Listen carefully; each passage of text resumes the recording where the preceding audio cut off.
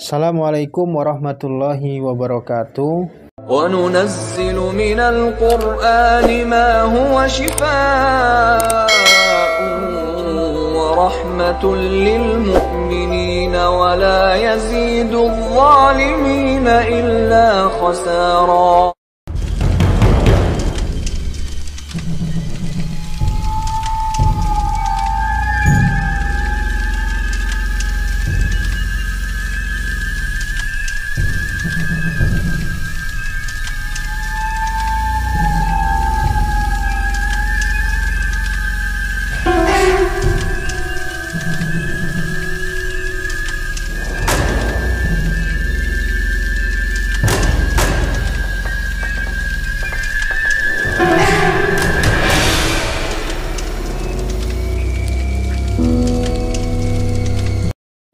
Alhamdulillah, di kesempatan kali ini saya akan memberikan sebuah informasi kepada kalian, tentunya seputar pengobatan Islam atau lebih sering dikenal juga dengan Tibun Nabawi, pengobatan Nabi.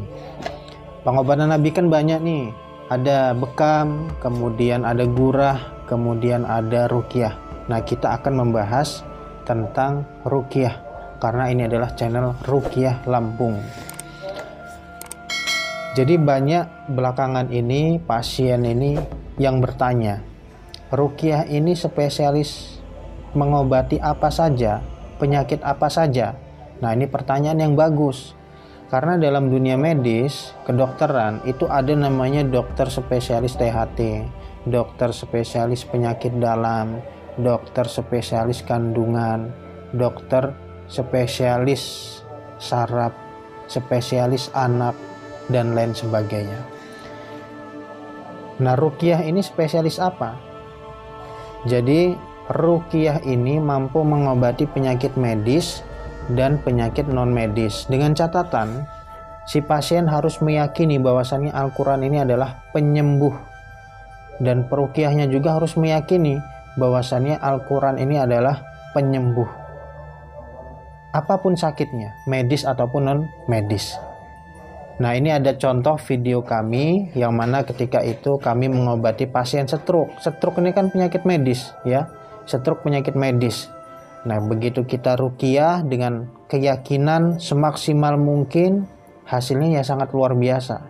Nah, contoh, nah ini videonya. Nah, beliau langsung ngetes lah. Setelah diruqyah itu dibawa jalan, dibawa lari-lari kecil. Apa rasanya? Ternyata ringan. Beliau sangat senang ketika stroke-nya sudah mulai membaik, gitu, sudah mulai menghilang, sudah mulai sembuh dengan terapi Al-Quran. Nah, ini contoh penyakit medis. Kemudian ruqyah juga mampu mengobati penyakit non-medis. Nanti non-medis ini biasanya akan menimbulkan reaksi yang aneh-aneh, kesurupan, muntah, dan lain sebagainya. Contohnya ada di video ini. Nah, kita bisa lihat kan. Nah, ini contoh ketika kasus non-medis. Jadi kalau dia sakitnya medis, ketika di ruqyah, itu dia jarang sekali dia kesurupan, memunculkan reaksi yang aneh-aneh, itu jarang sekali.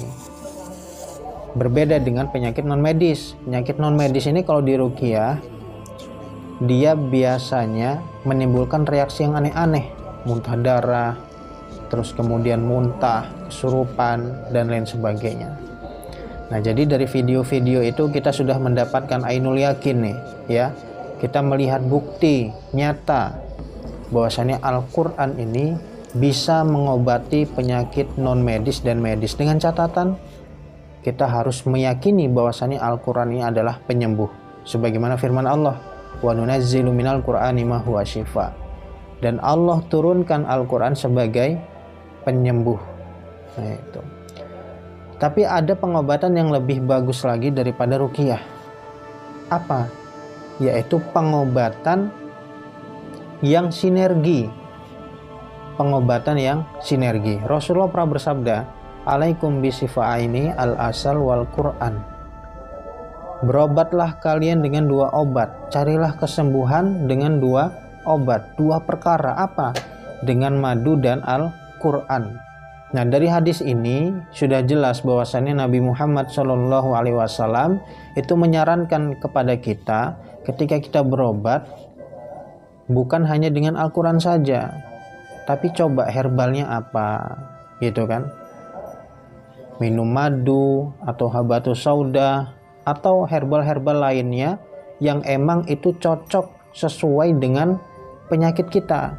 Contoh, kalau kita berobat ke dokter, pulang dari rumah sakit, kita dibawakan obat gitu kan, yang mana nanti obat itu ketika kita minum, kita agak enakan, agak sehatan, dan lain sebagainya. Seharusnya sekarang ini para terapis ruqyah, bekam, dan lain sebagainya, ketika kita sudah selesai menerapi pasien kita, maka hendaknya kita tawarkan herbal-herbal yang emang sangat rekomendasi untuk penyakit yang diderita oleh pasien kita, gitu. Jadi pengobatannya sinergi, ya, pengobatannya sinergi. Jadi biar maksimal, gitu. Ini sangat bermanfaat sekali. Terkadang pasien ini dia hanya mau diruqyah saja, tapi kankernya hilang, gitu kan, tumornya hilang, yang lumpuh langsung jalan. Nah, perkara-perkara seperti ini itu kalau kita nggak punya keyakinan yang mantep, ini jarang terjadi yang sembuh 100%. Biasanya harus dibantu dengan herbal. Nabi saja menganjurkan madu, gitu kan, seorang nabi nih.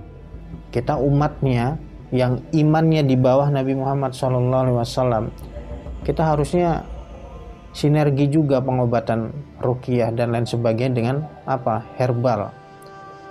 Dengan herbal-herbal pilihan. Insya Allah nanti ketika kita mengikuti anjuran daripada pengobatan yang pernah Nabi Muhammad buat, ya, pasti hasilnya luar biasa. Itu. Bukan herbalnya yang mahal, bukan obatnya yang mahal, tapi emang kesehatan kita yang mahal. Orang itu di luar sana, kalau sudah hobi dengan mobil, motor, apa yang dia hobikan lah, gitu kan. Kemudian dia ingin memaksimalkan hobinya, berapapun biayanya agar hobinya ini lebih maksimal, pasti dia bayar. Kenapa? Karena orang tadi udah cinta sama hobi tadi. Begitu juga kita, harusnya kita cinta dengan kesehatan kita, dengan tubuh kita dari ujung kepala sampai ujung kaki. Sehingga apa? Sehingga ketika kita merawat atau mengobati diri kita, ya, kita udah nggak pikir panjang lagi, gitu. Yang penting kita sehat, kemudian kita nyaman, tubuh bahagia. Nah, jadi jelas ya. Jadi pengobatan yang pas, pengobatan yang bagus yaitu pengobatan sinergi, ya. Terserah mau bekam, silahkan, kemudian ruqyah silahkan, tapi lebih bagus disinergikan dengan herbal, gitu, sesuai dengan penyakitnya. Nabi saja menganjurkan apa dalam bidang herbal? Menganjurkan madu, kemudian habatus sauda, kurma ajwa, dan lain sebagainya. Itu menandakan bahwasannya ikhtiar itu banyak, ya, ikhtiar itu banyak. Itu yang pertama.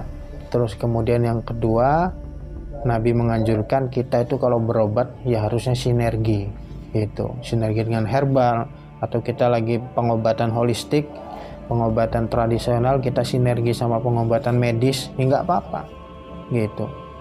Karena setiap masing-masing metode pengobatan ini memiliki kelebihan yang berbeda-beda.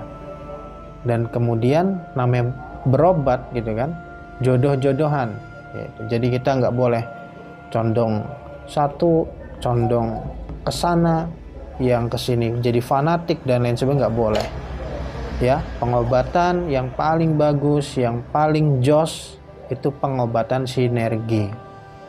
Jadi ketika ada herbal-herbal di luar sana yang emang manfaatnya bagus, gitu kan, ya sudah, nggak apa-apa ikhtiar. Yang penting bapak ibu di rumah sehat, cepat sembuh. Semoga bermanfaat. Wassalamualaikum warahmatullahi wabarakatuh.